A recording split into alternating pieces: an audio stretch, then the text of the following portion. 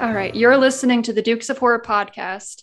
I'm H.H. Duke, horror author, and I'm joined by my brother. I am Screwloose, the brother, filmmaker, and a horror fan. Awesome. All right. So, how's everything been with you, John? Screwloose. Pretty good.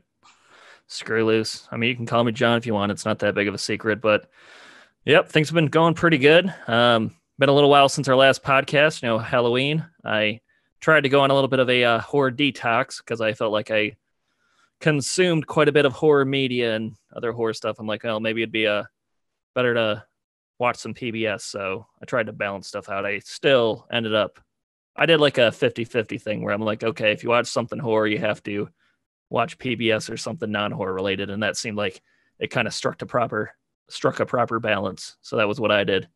Yeah. Right. Yeah. I'm still in like full swing horror. Like, I don't know if I've told you this, but like for me, horror season starts in August and it goes till Christmas. And by that point, I'm kind of done with horror. And then I move into my fantasy persona and I start writing my fantasy stuff, but I'm still strictly in horror. Yeah. I've been reading a lot of horror books and watching a lot of horror movies. Sure. So that's your spooky stuff you've been doing lately? Yeah, actually, sort of. So I'm sure people have, seen the thumbnail or seen the title of this podcast to know we're talking about Christmas horror today. So in that spirit, I actually recently watched Elves on Netflix. Have you heard of that? Have you seen it? No, but I'm going to sit down and watch that one. That one and Shudder also put out like a Advent calendar is the name of the movie to seasonal horror films, but I've heard good things about Elves, and yeah, I'm going to be watching that pretty soon. Nice. Yep. Cool. So today we're going to be talking about the OG Christmas horror figure, the one everyone knows. We're going to be talking about Krampus today. Got to talk about Krampus. Yep. Are you excited? I am excited. I mean, everyone knows a little bit about Krampus, but I definitely kind of brushed up to, I don't know, jump into the folklore of it. Yeah. Yeah, I do think like there are a lot of like Christmas horror figures or like dark Christmas figures. And as I was like researching this podcast, because originally I'd wanted to do like a heavy hitters of the Christmas horror figures. But then I just got into it and I was like, there's too much to say about Krampus. I don't think I can, say all that I would need to say and then also be able to fit everyone else in. So we'll get to the other guys next year, maybe, but. Yeah. So, I mean, you really handled most of the research into Krampus. I mean, I watched a couple of YouTube videos to kind of like get the history of it. But I mean, I guess, where does it start? Or like, what is the story of Krampus really? Well, so Krampus, like he's a horror figure from like the Alpine countries in Europe. So that's mainly Austria, but also like Switzerland, Germany, parts of Italy and France. And he is a half goat, half man hybrid. He has horns, fur, and a long tongue. I don't know if you've ever seen like those old fashioned Krampus cards, they call them. Yep. Mm-hmm. Yep. So like he always has, the horns, the tongue, the fur, and he carries like a bundle of birch sticks that he uses to like hit kids with, and then a basket on his back. He sometimes also has a basket of apples too. We'll get into that a little bit later. One fun fact, Krampus comes from the German word Krampen, which means claw. Do you remember that from your high school German? I do not remember that word. Main thing I remember from high school German is Darf ich zur Toilette gehen, because I'd always ask if I could go to the bathroom so I wouldn't actually have to do any German. But, there you go. Which is kind of not true. I went to college and had to basically retake everything again, so I know a little bit more German, but nope, claw. I don't ever remember learning that one for some reason. Yeah, I didn't either. And I mean, I guess it makes sense. They're not going to teach you how to say claw in high school German, but yeah, whatever. Well, I guess I don't know why not. I guess it just never came up. I mean, I guess you could, a claw. That's true, yeah. So we'll kind of get into like what Krampus does now. We just talked about, what he looks like, who he is, where he came from. But he is a counterpoint or opposite to the kindly Saint Nicholas, who, as you know, rewards good children. And Krampus is the opposite of that. He punishes disobedient children by stuffing them into a sack and then beating them with the birch sticks that he carries. Yeah, well, one of the things that kept coming up in the videos I saw was they either would reference him as the shadow of Christmas or the shadow of Saint Nicholas. So they were definitely trying to pull on that like a yin and yang thing, that they're kind of like two sides of the same coin. So yeah, definitely. Definitely shadow of Santa is a good way to describe him. Yep. And if the children are really bad, he not only beats them and stuffs them into a sack, but he will take them to hell, where they will suffer for all eternity for their childish misdeeds. Pretty intense.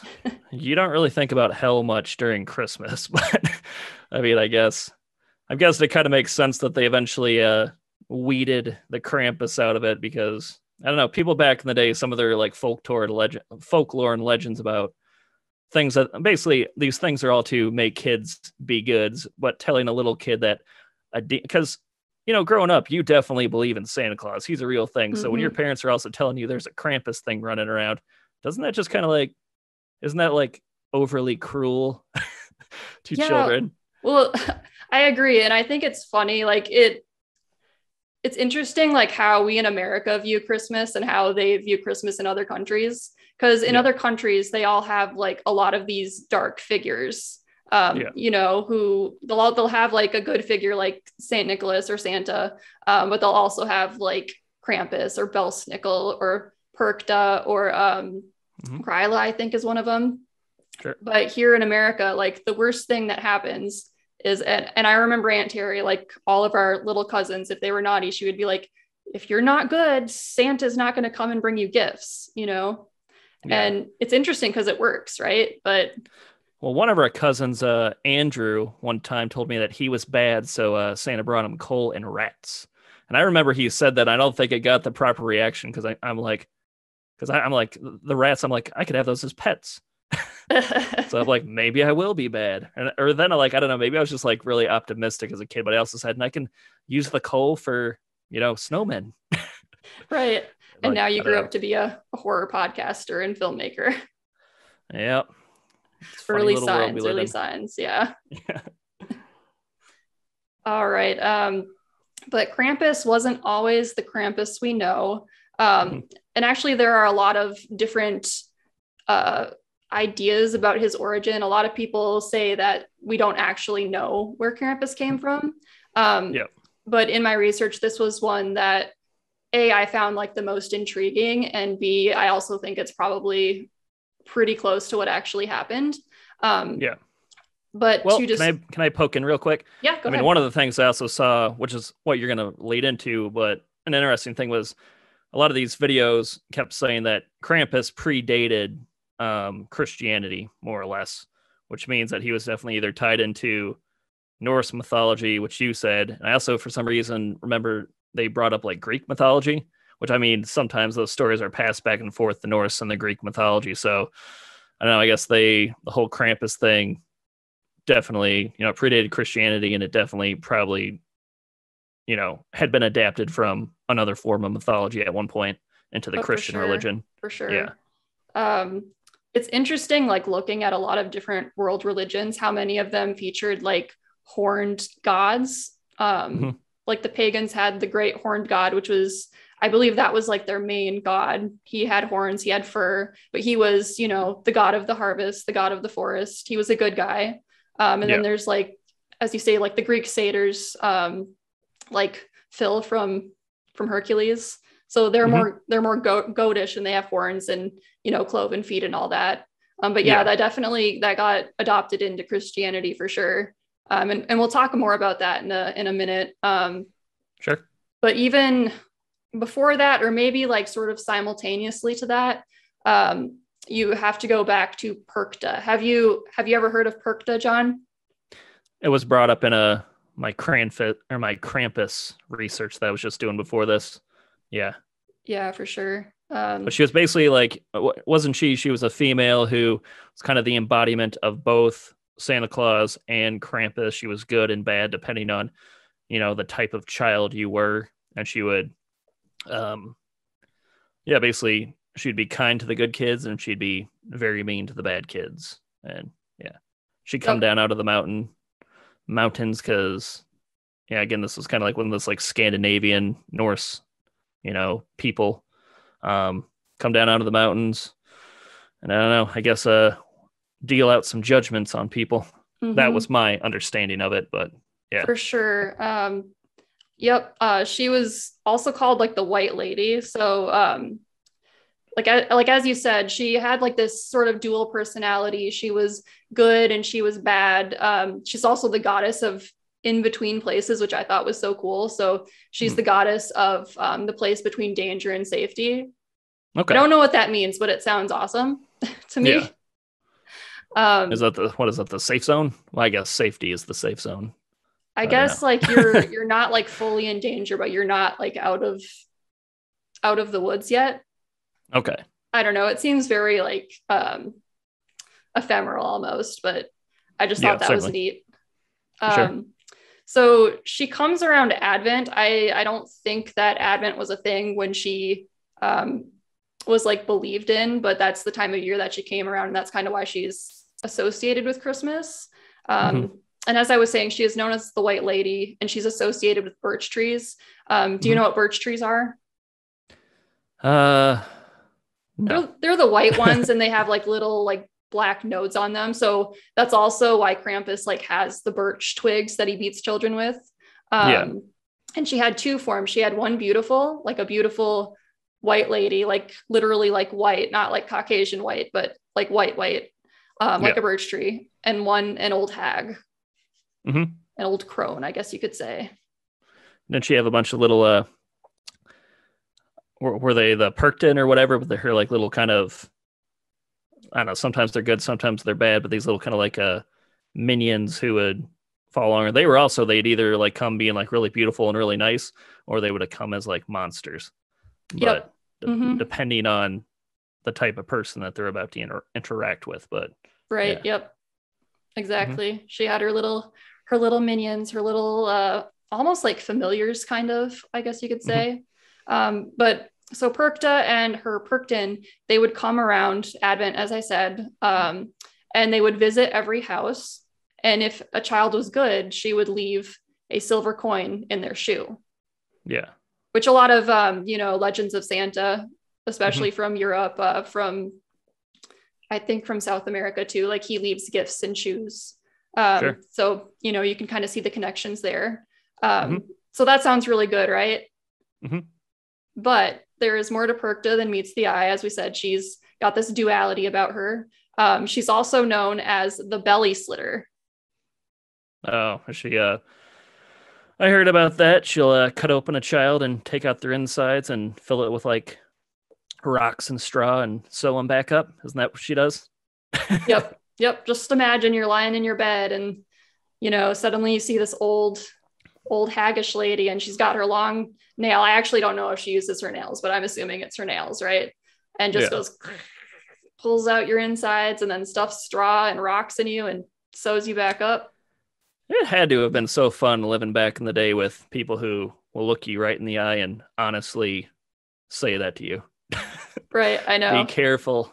Their Perkta's going to come down and take your insides and stuff you like a scarecrow.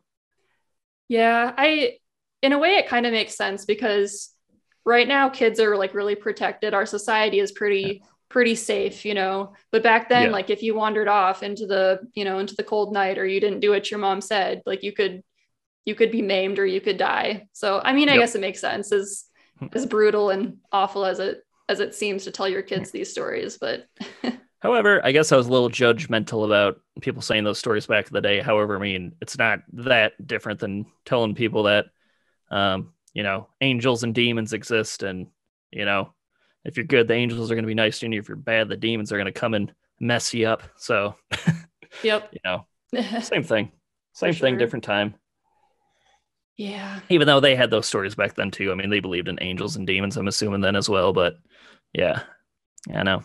Fun stories. I mean, And again, I'm going to circle back to it a few times, but, telling kids that kind of stuff and how kind of cruel that is. I mean, I guess it's not any worse than when Dad used to tell us he shot the Easter Bunny. So, Oh yeah, God. I mean, given that there was no moral to that, though. Dad was just trying to be cheeky.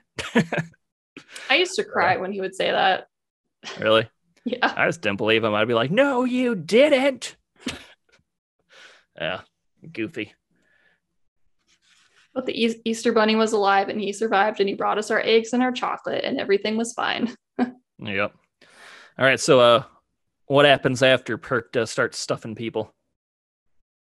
Well, she stuffs people. And then, if you survive to the next day, kind of to go back to the Perkton that we were talking about. And this sort of will tie into stuff later.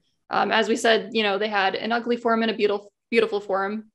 And the ugly form was a, goat-like man who had horns and then fur. So kind of, connects to Krampus. And I'm just going to read what I wrote here. So pagans would celebrate Perkta's feast day, which was January 6th. It's also the Feast of the Epiphany, if you're into all the Christian feasts. And they would celebrate this by dressing up as horned Perkton. They'd go from house to house to scare away evil spirits and get treats such as alcohol and food at each one. So it was kind of like trick-or-treating, but for adults, with more adult treats. And this was referred to as the Perktenlauf or Perkton Run. And this would morph into the Krampuslauf or the Krampus Run that are still practiced in Alpine countries today. Cool.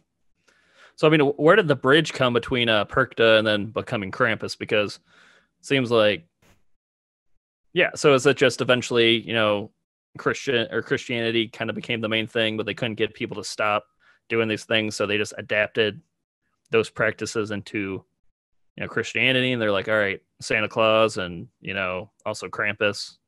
Yep. Is that what they decided to do, or what? You're right. So it comes to something that I like to call the Great Christian Rebrand.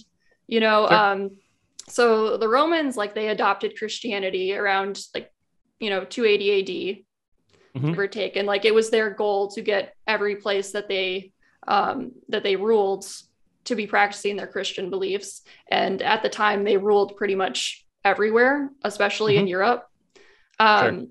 So they would see these festivals and these Perktenläufe, all these things that people were telling their kids, and they would say these are heathen practices, they're hedonistic, they're paganistic, and they would try to outlaw them, get people to not practice them, but people would just do it anyway. Sure. So eventually they decided to compromise because they want their subjects to be happy, because if the subjects aren't happy, that leads to revolution. So what they started doing is they would just adopt these practices into, their Christian celebration. So they would basically say, well, you can still do that, but now we're doing it, because it's Jesus's birthday and that's what we're celebrating. Okay. So it kind of reminds me of, do you remember the Mark of the Quad Cities? So we have this stadium in our city, and it used to be called the Mark of the Quad Cities, but then iWireless bought it. And for a while, no one would call it the iWireless Center. They would just call it the Mark, almost in protest of having to call it the iWireless Center. Yeah. So that's always what it reminds me of. But then you eventually ended up calling it the iWireless Center. Yep. I remember that. TaxSlayer bought it, so now it's the TaxSlayer Center. Yeah. Where did the whole, gender swap thing, because, Perkta's obviously a girl. And do they know for sure that it was Perkta that was the origin? Because for some reason I thought this guy was they don't exactly 100% know, what the origin of the Krampus was. They thought Perkta was possibly a version of it because it makes sense. But also that there was just there's similar things, whether it was in Norse mythology or Greek mythology, that they're just it could be any one of these things, or it could be a bunch of them, because again, how do we get to Santa Claus and Krampus, who are you go from, if Perkta was the origin, figure, they, it's obviously a girl, and then they turn it into two dudes. I guess if, I don't know, Krampus is a demon, I guess a male demon, but, because wasn't Saint Nick, I guess I'm not 100% sure the origin of Santa Claus. I mean, wasn't it based on wasn't Saint Nicholas based on a real person somewhere? Yep, the Bishop of Turkey. Okay, Yeah. and wasn't he just like a nice guy? You'd go around and, give out gifts and candy to kids. He had a lot of, I don't know if he ever like went around and actually gave gifts of candy to kids, but I know he would pay poor women's dowry so that they could get married and get out of poverty. There's a lot of like legends of him basically resurrecting dead children who had been like dismembered and pickled.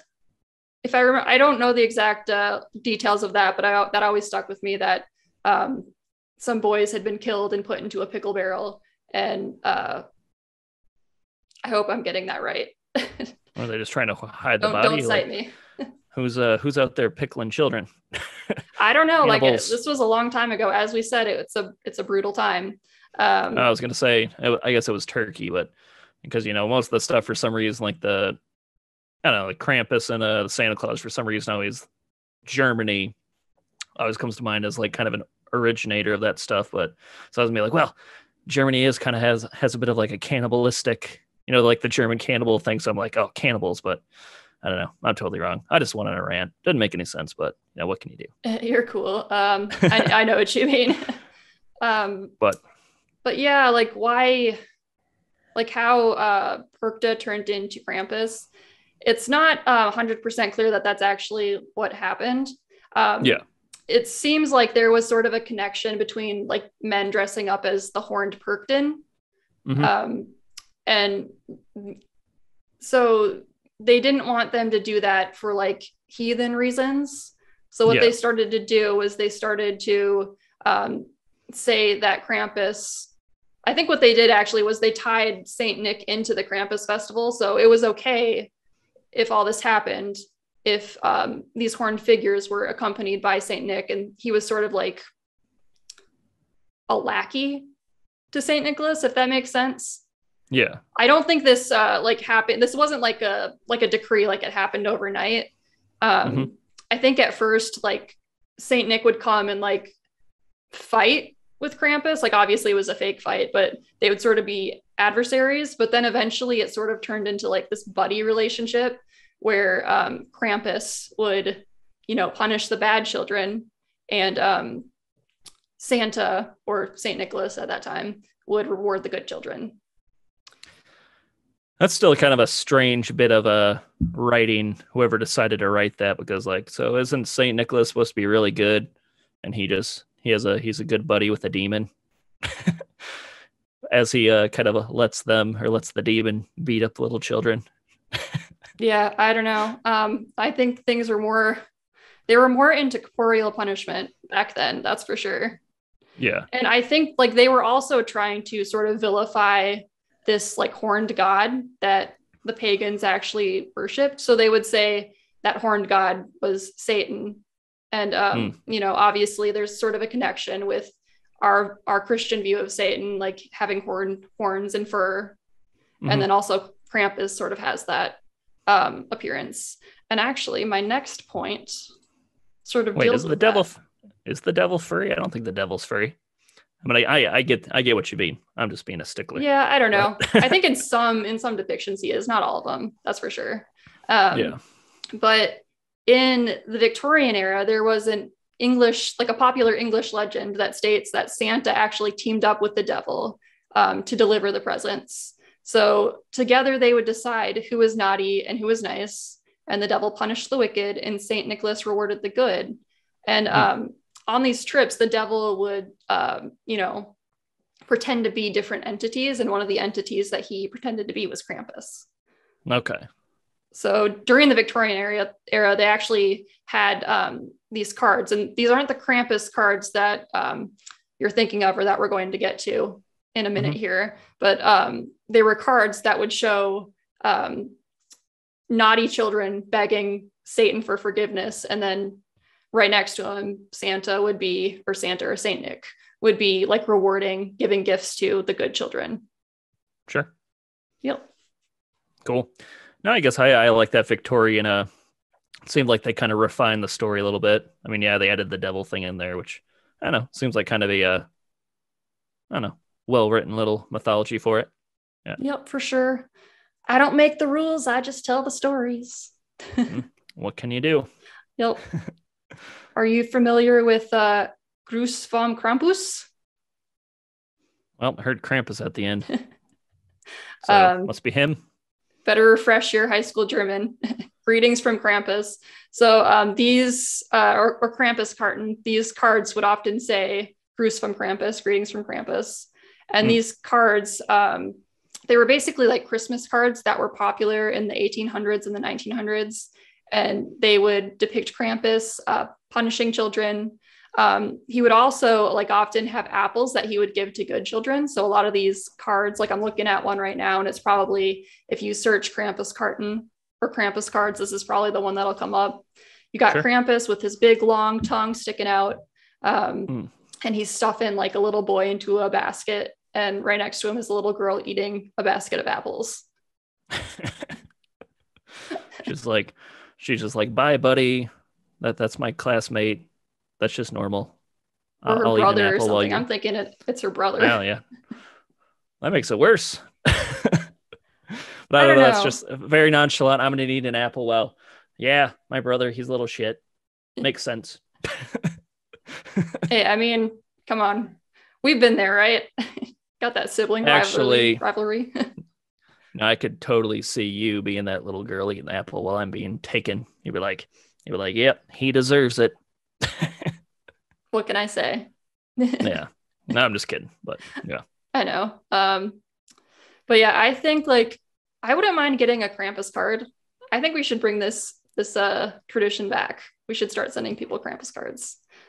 That might is there supposed to be a specific day for that, or is that just another Christmas tradition?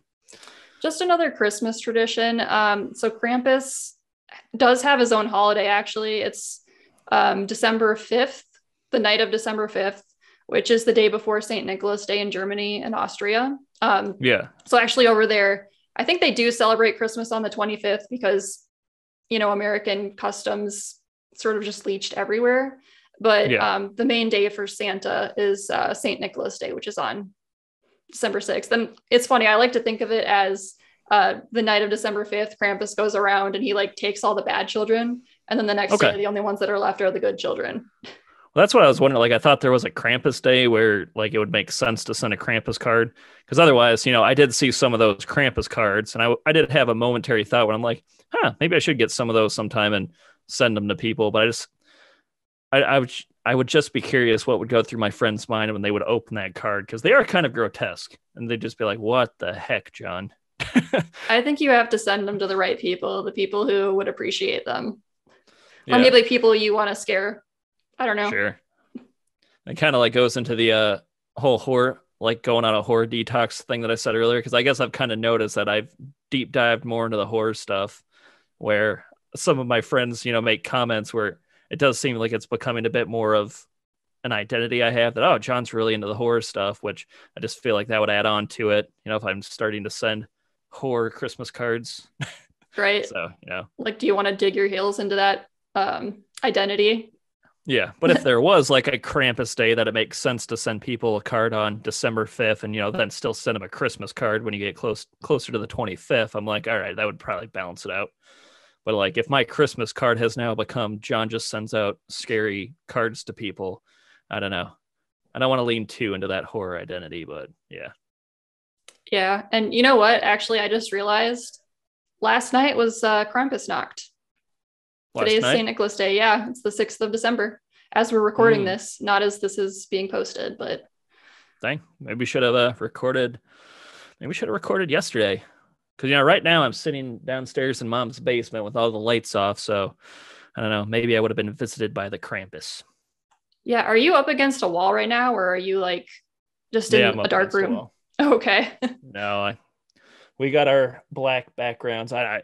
If it were so dark down here that it looks like I have a black background, but I'm really just sitting in the dark, I would not be sitting in that room. I have some lights off in the distance, like in the hallway, because I'm like, I would not be able to sit down here in pitch black, because there's nothing totally wrong with Mom's basement, but when the lights are off, you feel like there's something lurking in the shadows. So yeah, it's still a basement. But yesterday it could have been Krampus. Right? I mean, that would be cool. I mean, if Krampus came to visit me, I don't know.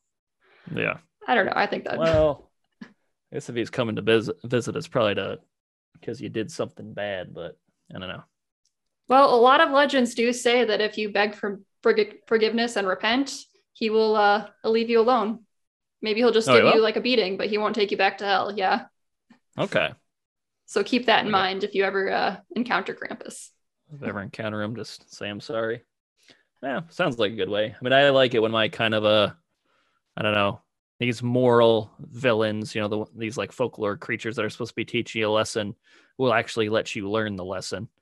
I mean, I guess it does kind of like, it's like, all right, I won't take you to hell, but I'm still going to beat you a little bit. He's like, you got to get something. I guess that kind of, it's like, that's acceptable. But yeah, I don't know. I don't always like it when, they have these monsters that are supposed to teach you a lesson, but they don't let you learn the lesson. It's like, nope, you made the mistake. Now I'm going to get you. Mm-hmm. Yeah. It's like, what's the point of coming after you if you're not going to give? It's sort of that Christmas Carol type of a deal. Like, if you're going to come after me, but you're not going to give me a chance to change, like, what's the point? Yeah. Mm-hmm. Yep. Yep. That's what, yep. You got to give people a chance to Christmas, do the right thing. Yeah, it's Christmas. Maybe on a different day of the year, outside of December. Okay, then you can just, exude vengeance on somebody. But otherwise, no. Right. not during Christmas. All right. So we've talked about Krampus's origins, his crazy past. But now let's talk about Krampus today. Mostly this is about in the US because, these traditions have been taking place in Austria and Germany over these centuries. It's kind of gone in and out of popularity there, but mostly it's still been happening. So I feel like here in America, like people kind of knew about Krampus, but it seemed like it was one of those things that you kind of didn't hear that much about until the Krampus movie came out.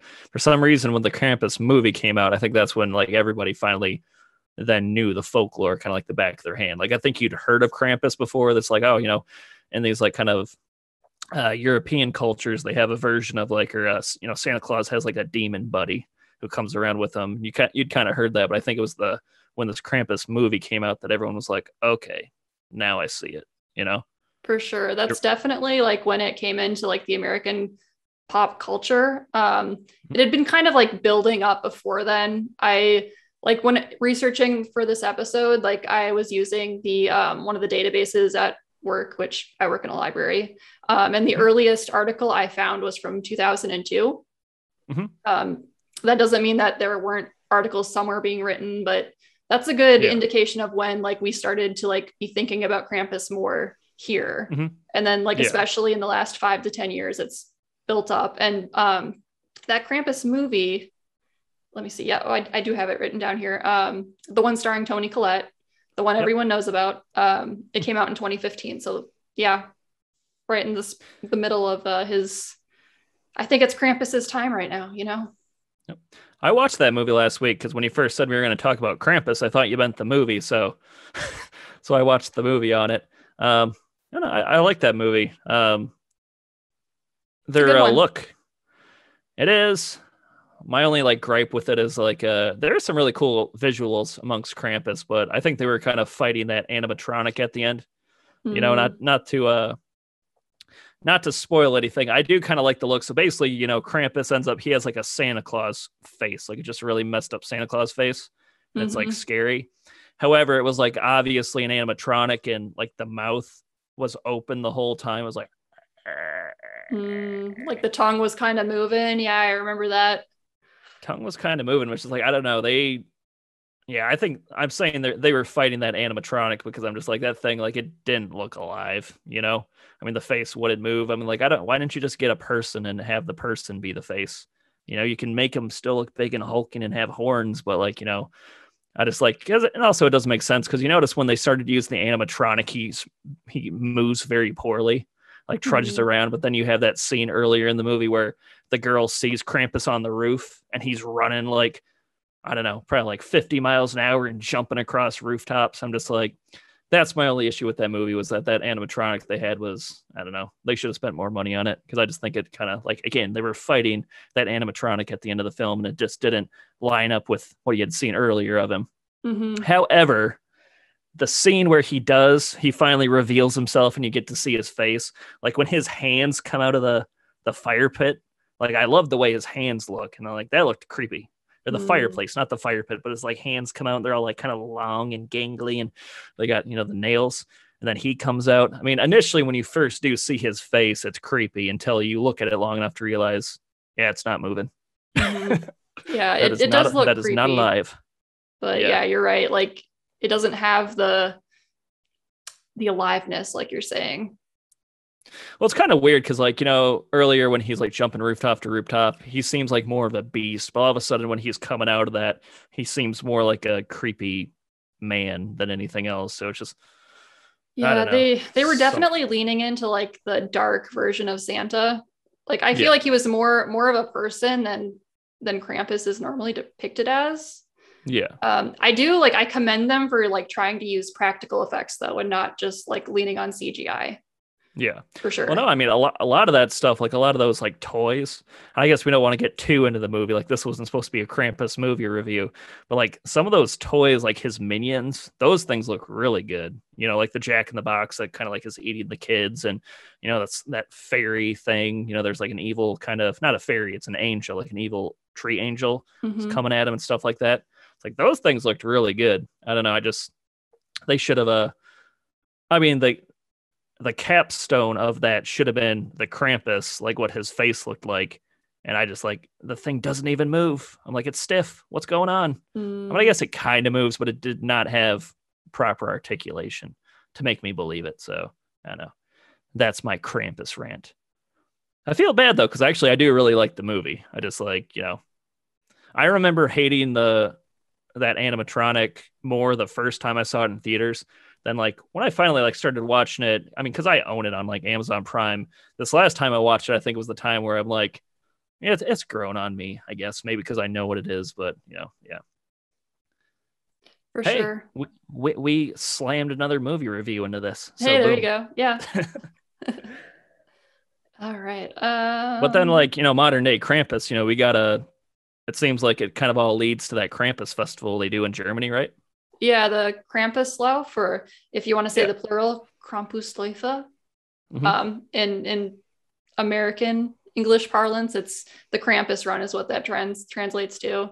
And it's basically just a parade where men and women dress as Krampus, Saint Nick, Perkta, in, and angels. The angel thing kind of threw me off for a bit, but then I realized that angels were like the good form of the Perkten.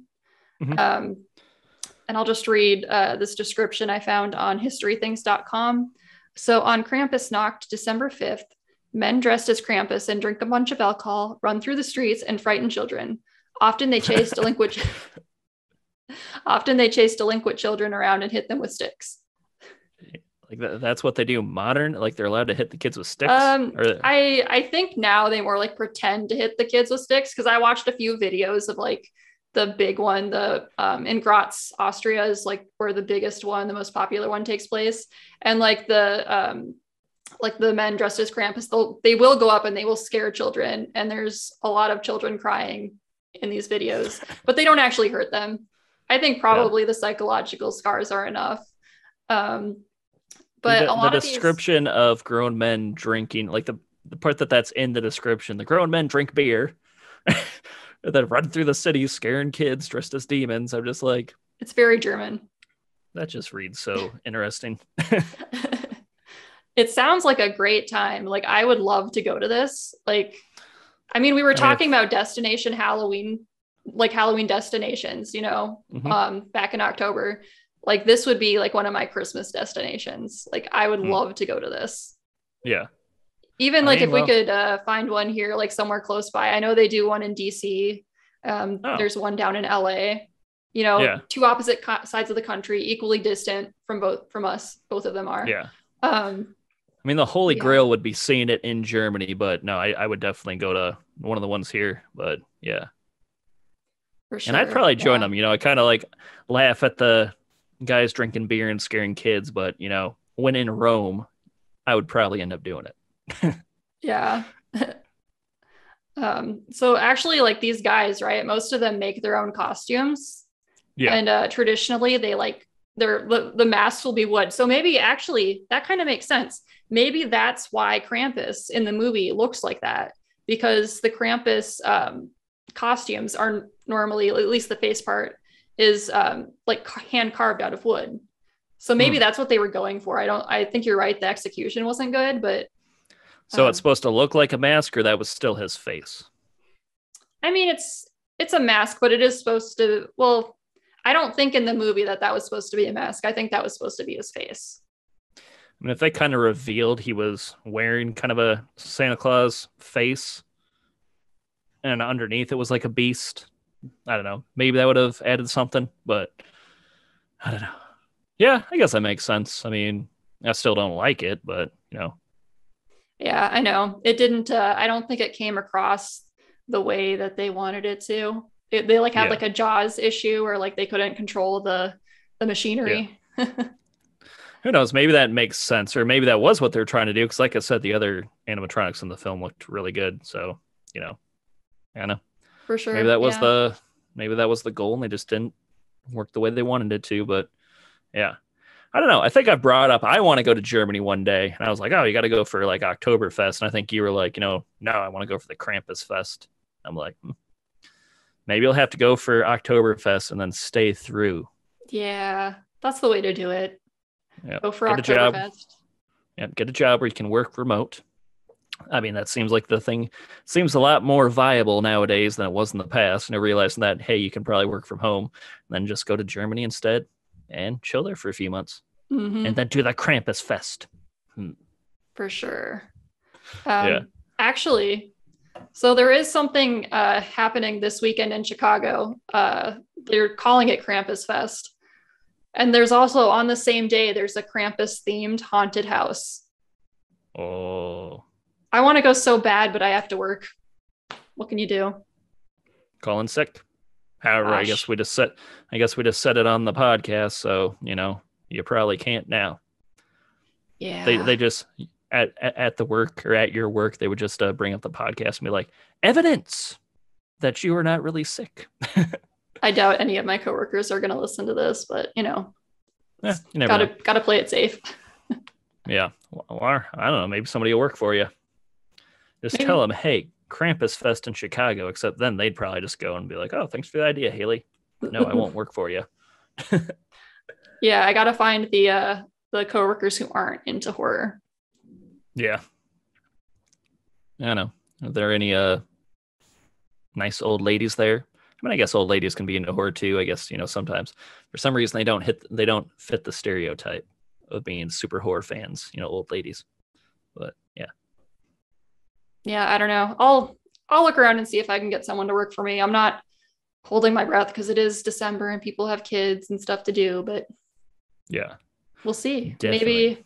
Maybe on our next episode we'll, have stuff to talk about from Krampus Fest, Chicago. Yeah. Sounds like a plan. Mm-hmm. Yep. Well, I mean, that's all I have on Krampus. We kind of covered it all. So that's the folklore aspect of today's podcast. What do you got for movies, John? Yeah, well, that was the folklore aspect, which, I wanted to say quick, we decided to add in that folklore bit to these podcasts, which I think are going to be really cool. And then we jump into my part, or today, this is my part, where I got to select the movie that we're watching. And I don't know, it was a pretty good movie. I was excited to talk about this or to get you to watch it. So the film we watched was called, this film went by many names, but it's most well known as Deadly Games here in the United States. It's a French film, came out in 1989.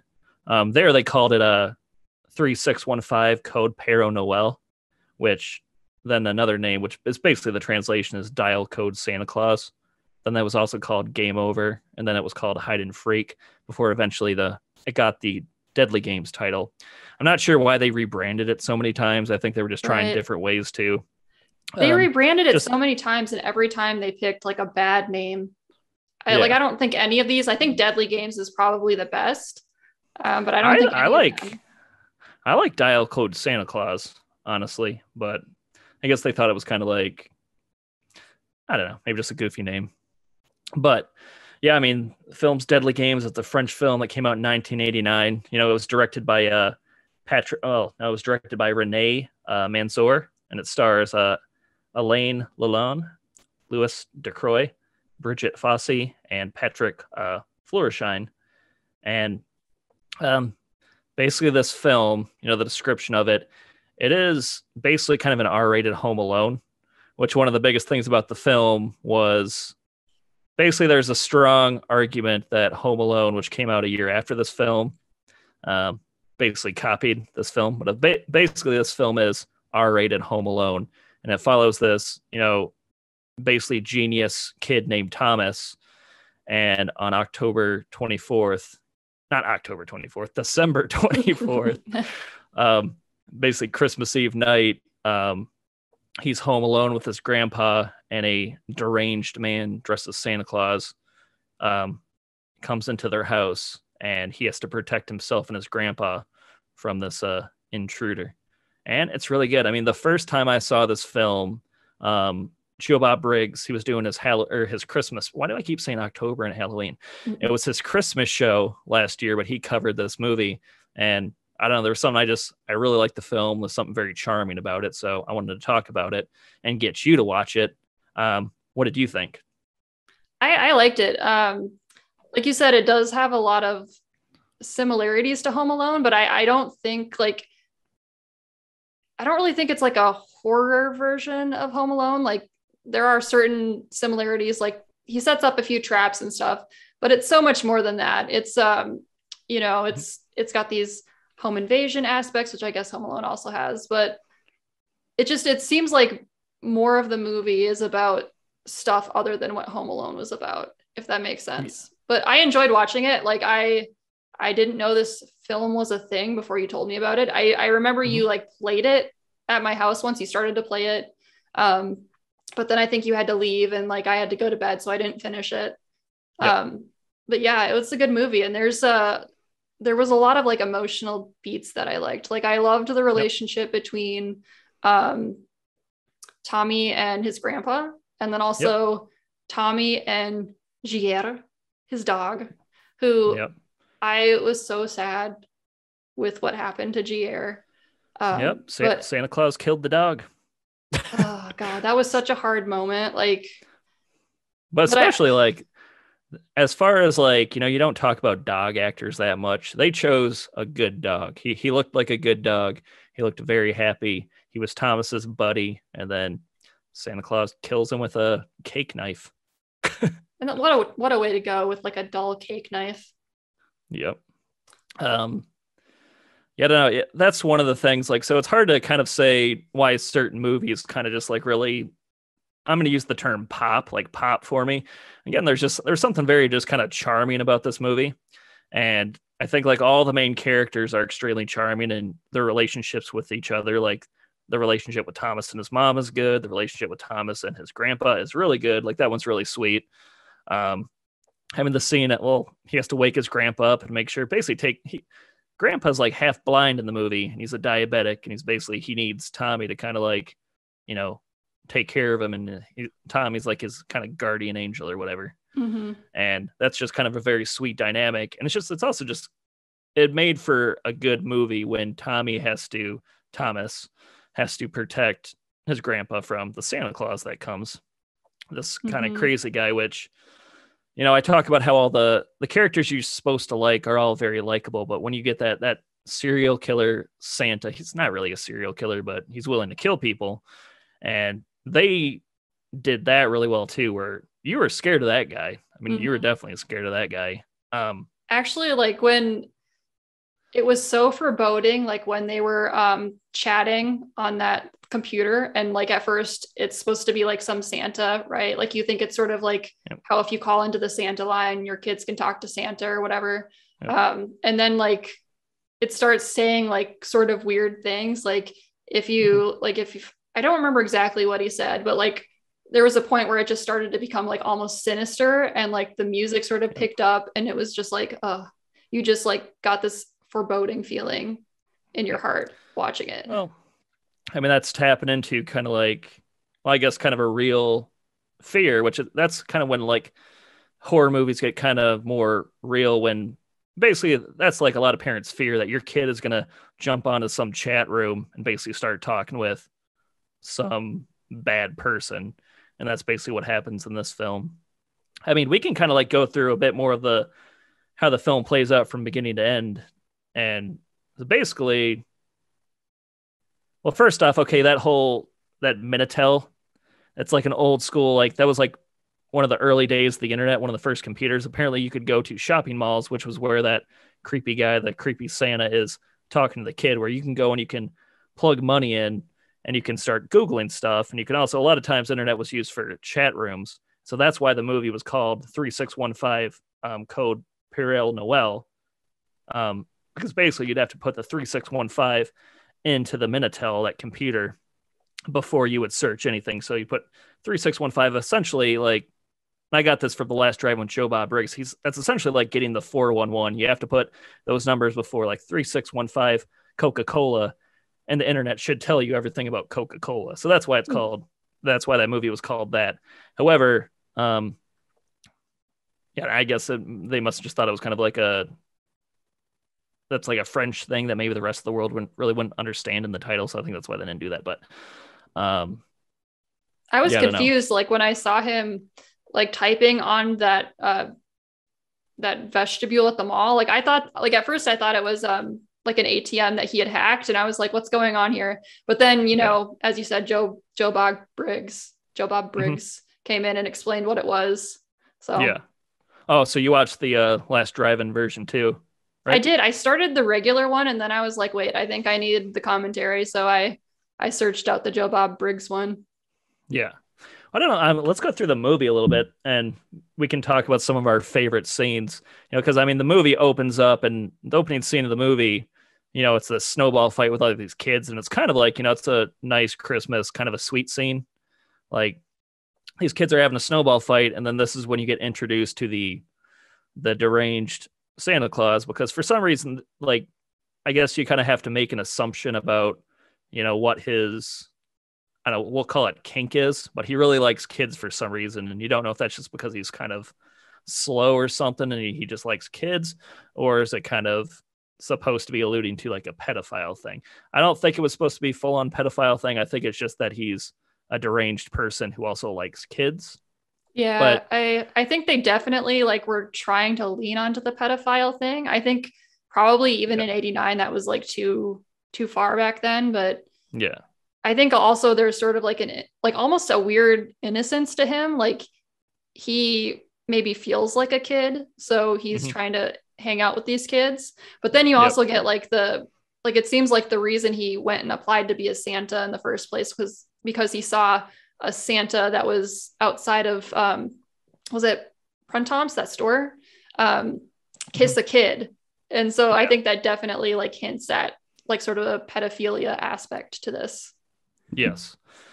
I mean, yes, I mean, that's your first introduction to him, and setting that up, and does a good job, you know, of this sinister villain that you're worried about him, because then the very next scene after that, you're introduced to Thomas, who, you know, Thomas is a genius, like really smart. He, you know, can fix cars and designs computer programs.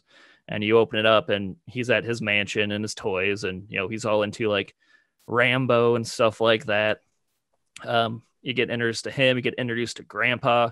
I thought that was the funniest thing, where his mom tells him, like, go wake up your grandpa for breakfast. And he just somehow has a loudspeaker in his grandpa's room. He's like, rise and shine. He comes bursting in and then handcuffs himself to his grandpa, because I don't know, I guess he doesn't think grandpa will get up if he doesn't, you know, handcuff him and drag him downstairs. Like, just good scenes, good character work. I mean, good scenes to build like these relationships and make you like these characters.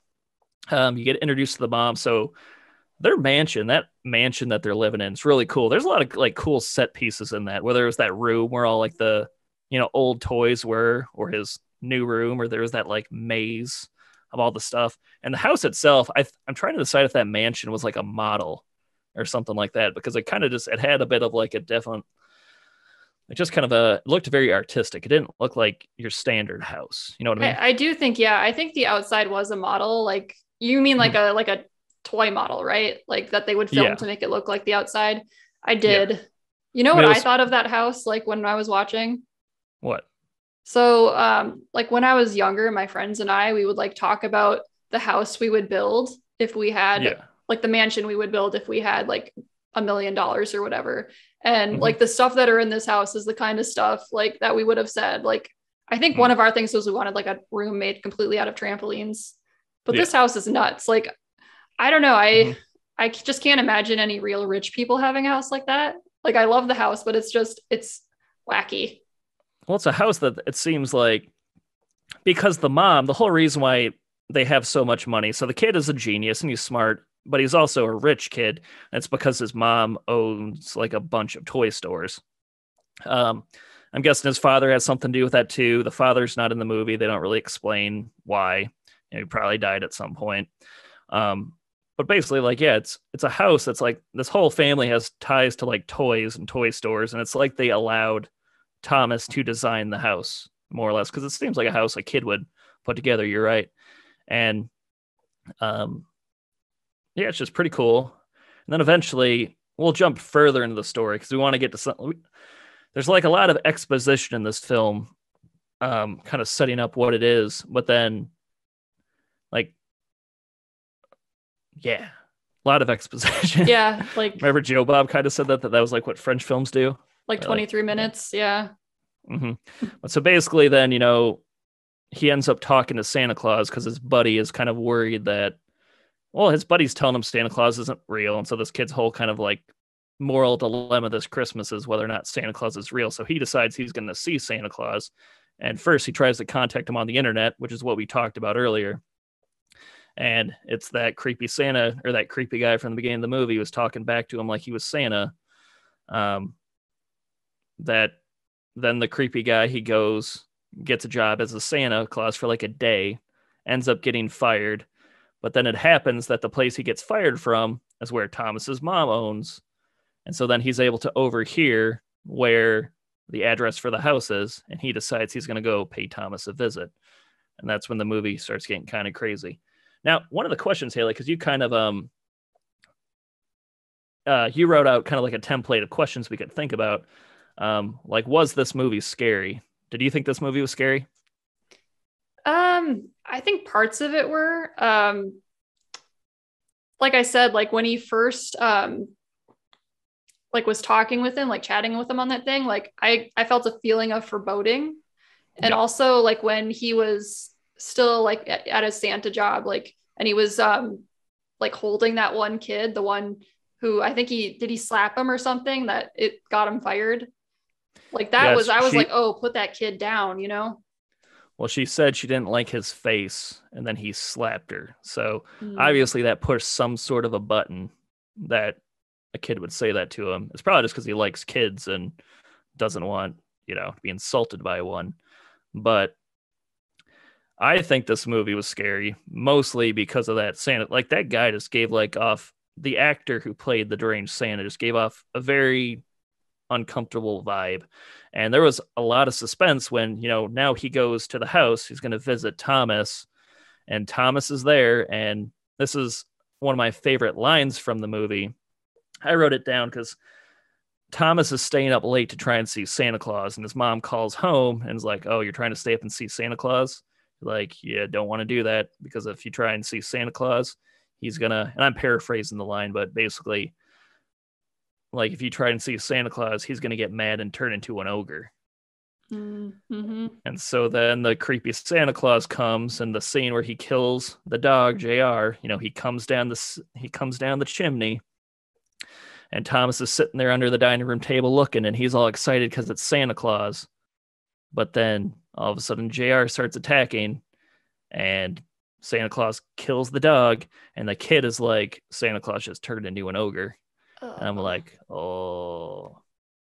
And that was such a hard moment to watch. And it needed to happen though, because like up until that point, you didn't really know like if that guy was going to be like bad or not. Like maybe he's just kind of mentally ill or something. But now he he has the ability to kill. So as much as I hate that they killed this dog, like this dog deserved better, you know?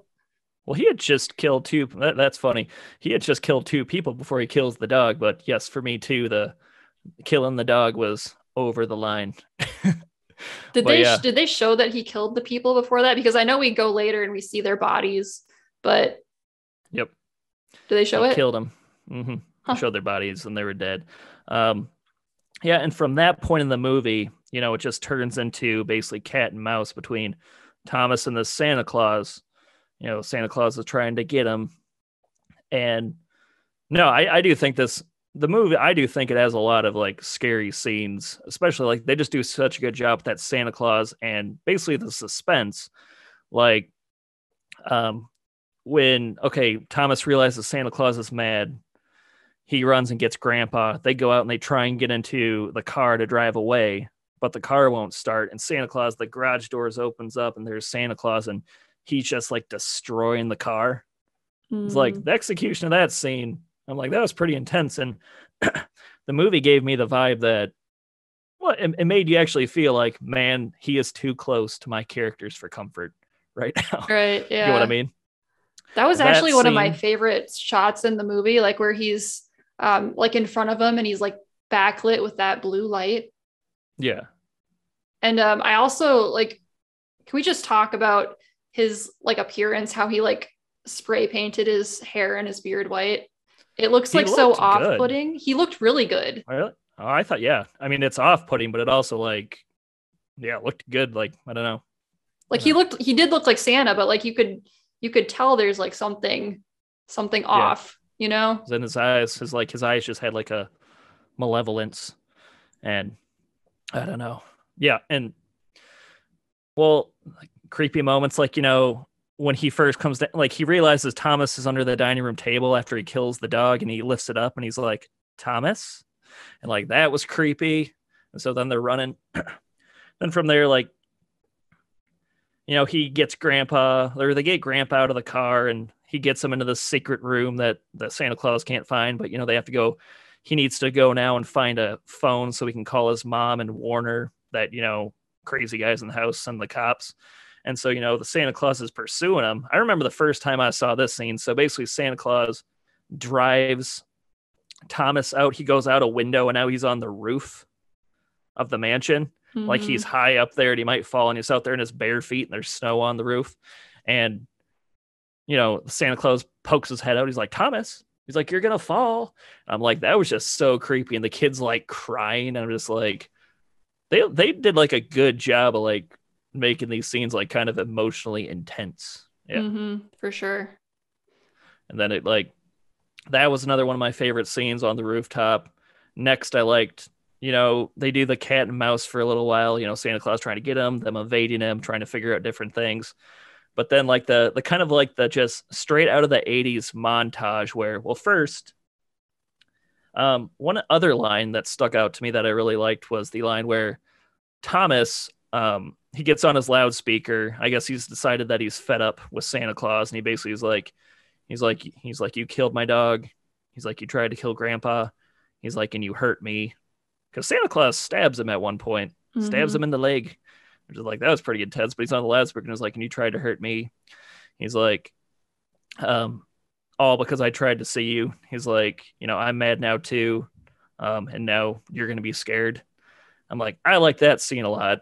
I like, because basically, and also that line, you know, as a viewer, I had kind of like, I'm like, that's not the real Santa Claus. But to this kid, he is convinced that this is the real Santa Claus. And how much of like, kind of like that's got to kind of shake your reality. Like, you know, Santa Claus, your hero. Now you think you're in a battle with Santa Claus to the death. And I'm like, man, I did not think about it like that until he said that line. And then there's that montage where he buries JR, and it's a little bit over the top. Like, you know, this 80s montage where this Christmas song, really like intense Christmas songs played, and he's burying JR, and he makes a cross out of his like plastic samurai sword and plastic like buck knife thing. And then he like buries JR in the basement and he's crying and it's sad. I'm just like, but this works. It just like, why does this work so well? It's just like, I know. Yeah. You love like, every character basically. For sure. And like when he's carrying the dog, right? Like it's so sad, and yeah, it's like so emotional, and it makes you actually care about the characters. And I do appreciate, like, I feel like a lot of times in horror movies, especially, like, dogs are treated like pet death is treated as sort of like, the first step to what's going to come, right? Like, first the dog dies, then the neighbor dies, then your mom gets possessed or whatever. And like, I feel like a lot of times they just kind of gloss over the dog dying, like, oh, the dog died mysteriously and horribly. Yep. That's weird. And like, no one cares. But I feel like they actually like understood that this dog was like this kid's best friend. And I don't know. I appreciated it. Mm-hmm. I guess there's one last scene that I want to talk about, which is basically the last scene of the movie. But, all this stuff happens. The battle continues. And, one of the last things that happened is, Grandpa's diabetic and he needs his insulin. And when Santa Claus is trying to kill him, and now Santa Claus is trying to kill him, and he has he knows Grandpa's basically like dying if he's not dead already. So he's running back and forth trying to get the insulin out of the caretaker's house. And he comes back, and just the scene where he gives his grandpa the insulin, and he's like crying. He's like, Pappy. He's like, because that's what he like, I guess that's like grandpa in French or something. He's like, Pappy. He's like, don't die. And he's like crying. That kid is like a good actor.